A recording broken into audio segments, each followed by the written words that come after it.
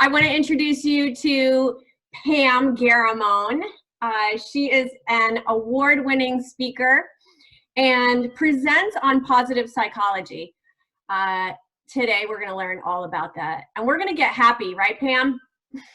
Yes. Yes. Pam presents to students, educators, and corporate and community employees all across the nation, all across the world. And we are so fortunate to have Pam here with us today. And she's also keynoting at our South Shore Conference for Women on October 22nd. So yeah, we hope to see her in person. Pam, let's get started. The question is, what is positive psychology? Tell us about it. First of all, thank you for inviting me to have this conversation with all of you. I am so happy to be here. I'm kind of sequestered like all of you, and it's just nice to kind of be amongst people, sort of. So thank you. I really appreciate it. I can't wait to meet you all in October. So Jen, positive psychology, what is it? It's actually the science of happiness, or how to be happier. So many people might be familiar with psychology, which is the study of what goes wrong with people. You might be familiar with the DSM, which is a super thick book that labels hundreds of things that can go wrong with people. And as the story goes, Marty Seligman, he's out of the University of Pennsylvania. He founded positive psychology. And one day he comes home from work and his 6-year-old says to him, "Dad, why are you so grumpy all the time?" And he really took a look at himself and thought, you know what? I am grumpy a lot of the time. And so he decided to flip psychology, which is what goes wrong with people, to positive psychology, which is what does it look like when it goes well? What does it look like when people thrive, even under the toughest of circumstances like we're in right now? So positive psychology is really, what does it look like when things are working, when people thrive, even in the toughest of circumstances? That's kind of it in a nutshell. But I always like to say positive psychology is two things: make yourself feel good and make the people around you feel good, and you will feel happier. That is perfect timing for where we are right now, as you said. You know, this is almost a no-brainer. Why wouldn't everyone get into positive psychology? But how did you get into it and begin to be the proponent across the world? Well, I wasn't happy. Surprise. And really from the outside, you might have looked at me and thought I looked happy. I had a great job where I made enough money to pay my bills, save, and have fun, which turns out that's really all the amount you need, whatever that is for you. And I had a partner who was in love with me. I had supportive family and friends. So on the outside, you might have seen me and thought I looked happy. But on the inside, I definitely wasn't. And the way that looked for me is I was working 10, 11-hour days as the executive director of a nonprofit. I would come home and I would just lay my head on the pillow and I would run through my day and think of all the ways I wasn't good enough. I know, and I don't know if anyone on this call has ever felt not good enough, or maybe you know people who have not felt good enough. It doesn't feel good. And even worse than not good enough, I always compared myself to other people. So it would look like Jeff's a better speaker than me. They like Tom more than they like me. Sue has more friends. They have a better car. It didn't matter what it was. Everyone else was up here and I was down here. And Mark Twain actually has a great quote, which is, "Comparison is the death of joy." So if you want to be miserable, that's a surefire path to unhappy. And then one day I'm reading the Boston Globe, and on the front page, there's an article about Dr. Tal Ben-Shahar. He's a professor at Harvard. Maybe some of you have heard of Harvard. He's teaching a class there called How to Be Happier, and he becomes famous because more students at Harvard want to learn how to be happy than any other subject in the history of Harvard University. More than economics, more than law, they want to learn how to be happy. And I'm reading this article thinking, I want to learn how to be happier. How do I get to take that course? And fortunately, Tal ends up leaving Harvard and starting the Whole Being Institute, where I got to study with him for a year and learn there are actually things you can do every day to increase your happiness. So now I would say, I always in my talks, I have like a happiness ladder. And before I was a 4 or 5. And now I would say I'm a 7 or 8 consistently. So no one is a 10 all the time. The goal of positive psychology actually isn't to be happy all the time, because if you were happy all the time, you would be locked up, crazy, right?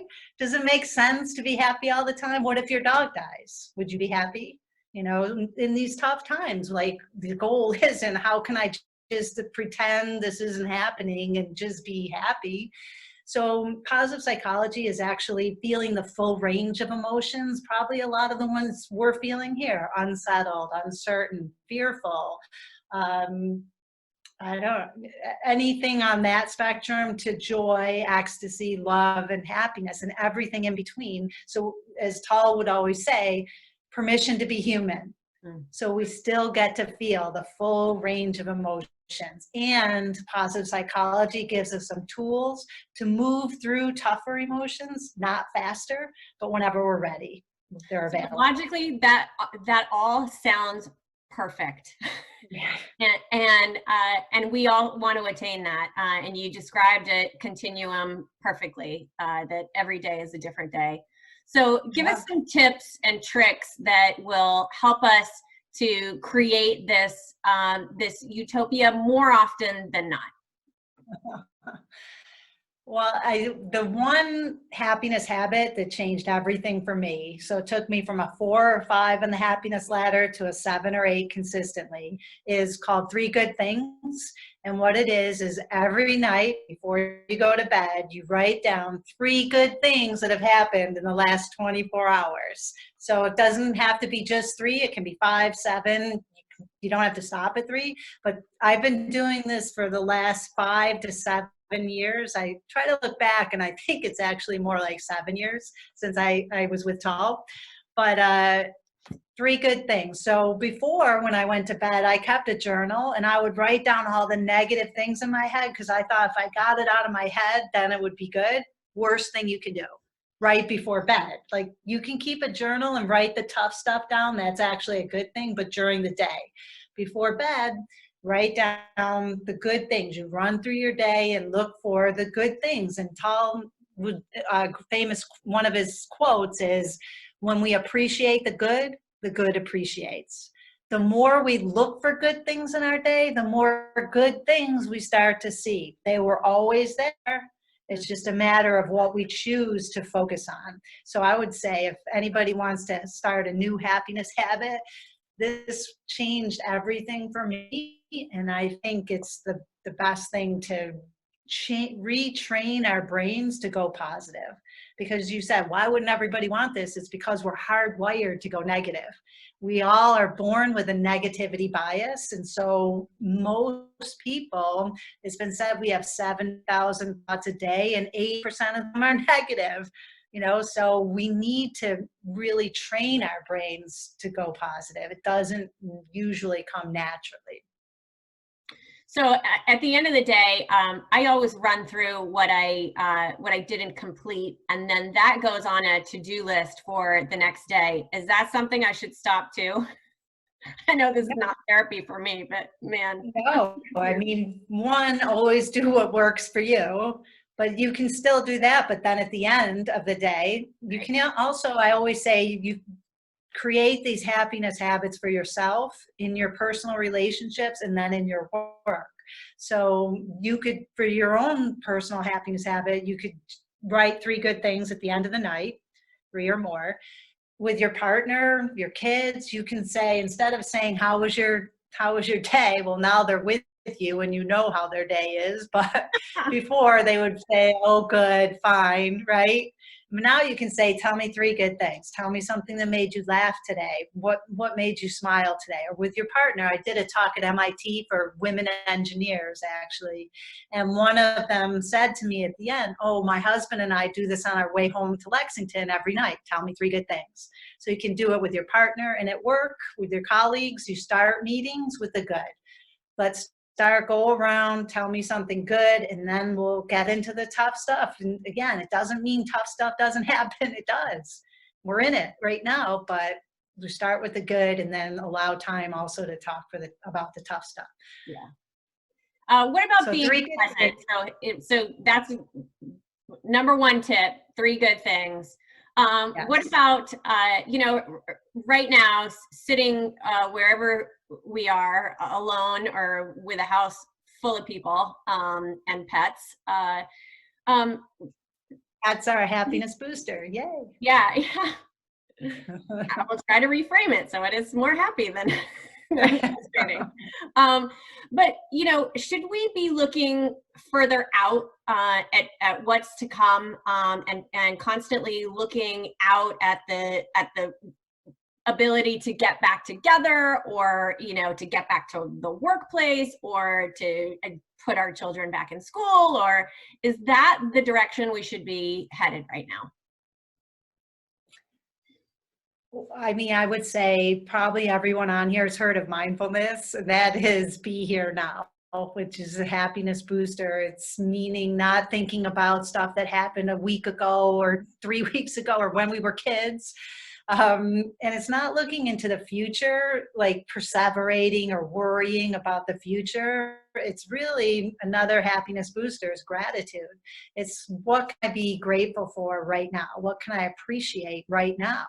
And there's always something, like I said, there's always something right now. If you can hear this, we can be grateful for that we have our hearing. If you can see this, grateful for our eyesight. All these things we take for granted. If we just took, and it only takes a moment really to think, okay, right in this moment, what can I appreciate?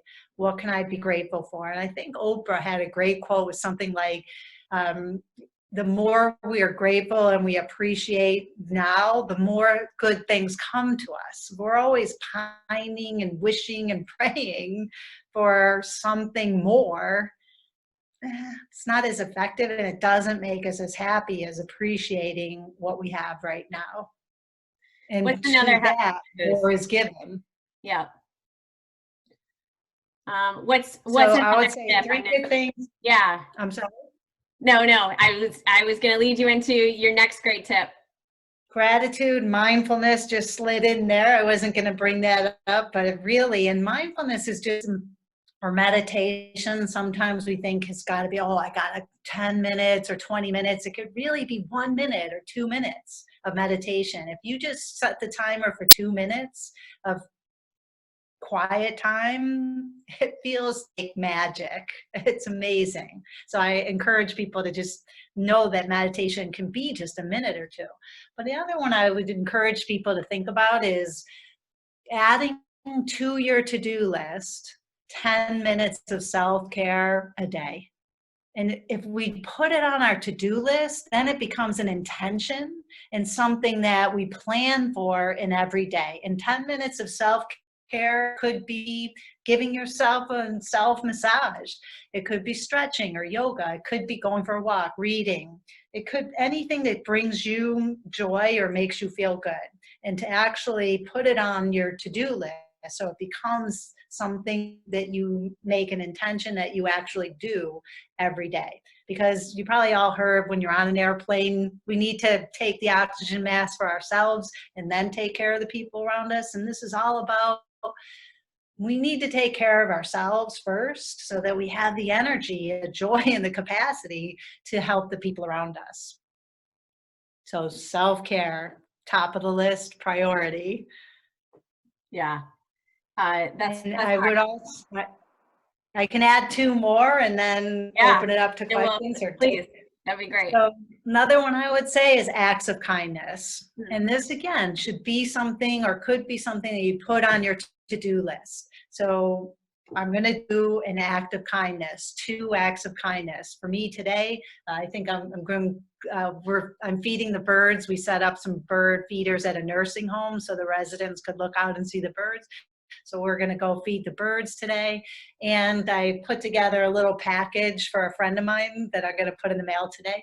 So acts of kindness. And again, if we don't make it put it on our schedule, then we might not do it. So really looking for ways, and bonus points if you do it for a stranger. The research shows that if you're feeling down or sad, look for someone else to help. You will instantly feel better, and you'll make the other person feel better. But when we help strangers, the happiness boost is the highest. Not that we wouldn't help the people around us, but keeping in mind a smile to a stranger, just it's touching for us, and it's touching for them. And then the last one I would love to share is, if you want an instant rush of endorphins, like instant joy and happiness, this is it. Put together like a power list of song lists, because dance and singing is like an instant happiness booster, and it does every good thing. Endorphin rush, it gives you more optimism, more hope. If you do it with other people, there's a bond of a connectedness with other people if you're singing and dancing with them. So I can't stress enough. There's a great book by Kelly McGonigal. She's the professor at Stanford. If you haven't seen her TED Talk on stress, I highly recommend it. And she just wrote a book called The Joy of Movement that shows the research behind even just a minute of moving. And, Amy Cuddy's Power Pose research, which I'll share with you in the live talk. When we move our bodies, it's instant optimism, hope, and an endorphin rush. So play your favorite song, no one's looking, dance crazy, and let that energy flow through you. I love that. That's why I do Zumba. All right, we're going to open this up. We'd love to hear from you. What are some tips that you have adopted to keep your happiness level high?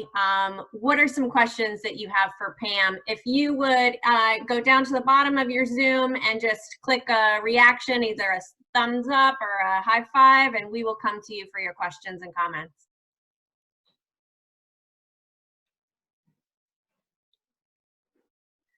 What's working for you? What's not working for you? What are people doing for self-care? Yeah, Lynn, you're unmuted. I actually just wanted to say, like, the gratitude, I think that's really helped me in the past. You said to actually go to bed with those three things, but it's really helpful also to wake up, because there's a lot of times where I wake up and not even knowing that I've woken up before I'm sort of awake. I'm thinking of all the things that I have to do for the day. And what I've found is, like, I kind of stop myself, and then I just try to think of, like, okay, what am I happy about? Or what am I what am I appreciative of? And that's really helped me sort of like ground myself and not kind of start going. Because in the morning, I'm sort of a morning person. So I kind of just start going. Yes.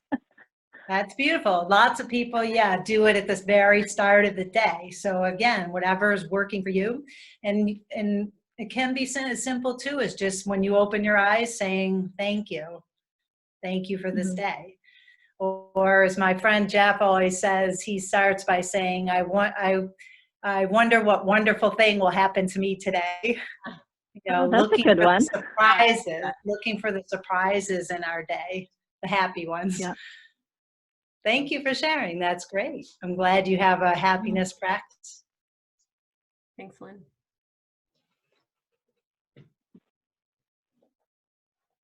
And that's a great background too. Wow. I know. All right, Robin, we're coming to you. Hi. Yeah, no, I agree with a lot of your points. One thing that I find is, which is sometimes tough, especially spring in New England. If the sun's out and I look out my window and the sky's blue, or I can feel the sun, like, it's a good day. On days when it's rainy or cold, I struggle a lot more. Do you have any suggestions on, like, how to deal with those days? Because I feel the sun, that that light really like is, you know, helps with the positivity. Yeah, I actually did a whole talk at Boston College on SAD, seasonal affective disorder, because that's one thing that they asked for. And, you know, I'm sure you know the different lights you can purchase. I mean, I actually did a lot of research on this. I didn't know there were things you could do for this. If you Google, there's certain lights you can get that can help with that. I mean, it's an experiment to see what works best for you. And I would say movement, because really there's nothing better than moving our bodies, whether it's stretching or, again, playing music. If it's soulful music, or if it's spiritual music or dance music, or it's kind of replacing that sun with a different energy source, right? And music can be a great energy source. So, you know, you give things a try and you see what works. Or you could move to Florida if nothing else works. But, you know, I would say try music. Do you listen to music? Do you like moving to music? Yeah, I think that could be helpful. I do that a lot. Exercise is a big thing. Like if I'm having one of those days, right? You know, like I try to exercise every day, and it's sometimes it's hard to, you know, force yourself. Once you do it, you almost always feel better afterwards. That's a perfect point. If we can get past the part of our brain that wants us to be sedentary most of the time, we always feel better once we do it. Kudos. Yeah, I see Coach D clapping on that. Yeah, so sometimes it's just, and we're gonna hear from Coach on one of our other booths, but sometimes it's just saying, I'm just gonna put my shoes on, and let's see what happens. You know, I'm just gonna walk outside for 5 minutes, and then, you know, you typically end up walking for more than 5 minutes. But man, when you set a very, very, very achievable goal, sometimes it just gets you over that hurdle of getting moving. Kathy, we're coming to you.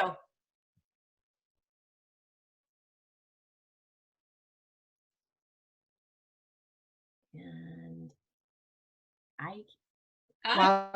there you go. Yeah. So, hello. I love this. I love this topic. I was thinking back about what you were saying earlier about Marty Seligman's son saying to him, "Why are you so grumpy all the time?" So clearly all of us have that Marty Seligman in our house at one point in time, maybe more so right now than at other times. So what's the best approach that you have in terms of referencing the fact that they are acting the way that they are without being accusatory or making them feel badly, but at the same time making them be more mindful and noticing the fact that maybe they're extra grumpy and it's really not that fun to live with them when they're like that, more than not? Yeah. Yeah, one of the things I said in my last virtual was raise your hand or type yes in the chat if you've in the last month looked at the person you chose to live with and said, "You again?" And half the people were like, "No, I love my husband," and half were like, "Yes." So it always depends. But you've actually asked, I'm not sure what your name is, but whatever, you've asked the number one most popular question I get at the end of every talk, which is, I'm the happy one in the family, but my husband or my kid, or there's always somebody in the house who isn't, and how can I help them be happier? And it always amazes me that super happy people attract partners who are more negative. It's just interesting, and I'm not sure why that happens, but what I would say is, and you probably know, we can't make other people change. We can't make other people feel happier, but we can only do it for ourselves and to find ways to cope for ourselves. And I would say that the more we do these things, like if we do a practice of 3 good things and we try to include that person by saying, "Tell me something good that happened today," or "What made you smile today?" And then we share as a mom, as example, they may start to come along. I actually had a school administrator outside of around the Newton area. And she's same thing. She's super happy, but her husband was more on the grumpy side. And she said after the talk, she told her husband about 3 good things, and and her daughter was also like the husband. And so they both, as the husband and daughter, decided to do, she was away at college, so they did 3 good things by text every day. And they started to look forward to the good things, these texts. And the woman told me when I saw her again, she said it completely changed their relationship with each other and her relationship once they started practicing 3 good things. And I think, again, if we can model for other people, then it could help. But we can't change other people. We can only encourage them and ask them the good stuff. Yeah. Hope that's helpful. Yes, she's shaking her head and she got her thumbs up. Okay. All right, can we get another question or another tip, or what are you doing? What's working for you? Yes, Coach G. Hi, thank you so much, Pamela. This is awesome. I love it. I love everything you're saying. I'm like cheering over here, holding back my clapping reactions as much as I can. Don't hold back. I love, what did you say? I said, don't hold back. Okay, I won't hold back. You said that positive psychology is feeling the full range of emotions. And that's like a red blinking light for me, because as someone who's a coach, who's in a leadership role, I feel a bit of pressure to be this cheery ray of sunshine all the time. And I'm not. I'm human. And I think, you know, we're all going through this together, and we're all feeling the highs and the lows. And one day you're like, you have a list of the projects you've been waiting to do. And the next day, like, all you can do is turn on the TV. And being okay with that. I think that's been the best practice that I've adopted, is being okay with the fact that I have the roller coaster. And the more that I share that with my tribe, which I invited a couple of my ladies, and I can see their beautiful faces right here. The more that I share that side of me with my tribe, the closer we feel. And it kind of gives everybody this permission to say, yeah, this sucks. I mean, it sucks. Like, what are we going to do? And acknowledging the feeling, and then saying, okay, now what? We recognize this isn't where we want to be. If we had the choice, we would do something different. But since we can't choose that, what can we choose on the inner world to move forward? And I love that permission to be human. So I'm so glad you brought that up. Thank you. And that the recognition of our humanness is what has allowed me to actually feel more positive and be in a better space. Yeah, and it's like, you're like Brene Brown, is right? It's all about being vulnerable, because that's what people connect to the most. Right. You know, people who are happy all the time, like, who likes them? That's kind of a joke. Right. Like my sister. Well, you always think something's a little off. Yeah, you know, because we relate, we connect with people who are real and authentic and honest and vulnerable. Right. And I love what you said. It's like the question, yeah, this is where I am right now. What's the next best thing I can do? Right. You know, what's the next best thing I can do in this moment? Yeah, I'm feeling sad. I feel fearful. I don't know where the next check's going to come in, or if it's going to come in. What's the next best thing I can do right now for me, for my family, for my career, whatever it is? Yes. Beautifully said. Thank you. Thank you. Yeah. Thank you for your energy. I love it. Great smile too. Yeah. All right, so it's 12:30, everybody. Thank you, everyone, for coming. Please share these opportunities for getting together. We'll have 2 more next week that you're going to want to be a part of. Pam, we are so grateful that you shared time today. You've got a bunch of chats right now that are saying thank you. I say thank you. Everybody in South Shore says thank you. We're really honored that you joined us today. So thank you again. Yeah, thank you. And Can everybody just do a clap? I'm going to take a picture. thank you. And also, if people want some positive psychology games and activities, go to my website in the playground, and you can download some activities, do with the kids, with yourself, or whoever. Awesome. Thanks again, Pam. All right, we'll see you girls on the next chat. Thank you for joining us. Have an awesome weekend. Great day.